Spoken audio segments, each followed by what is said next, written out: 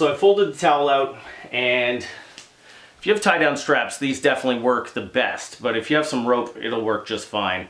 You just may need to put some padding on your feet because these are quite comfortable on the tongue of the shoe, but a smaller piece of line won't be as comfortable. And what you're going to do is just fire those loops right around that towel.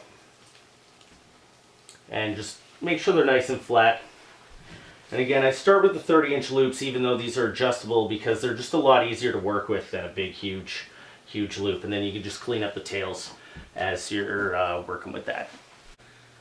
So once you folded the towel and fed it through the straps, you're going to get inside the door,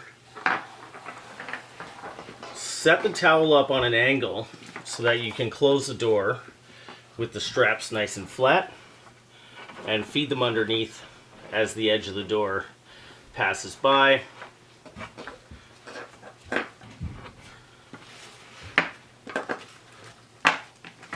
Pull the blocks to that side. Then you can step out and actually use the towel to close the door. Give the straps a nice pull. Make sure everything's nice and tight.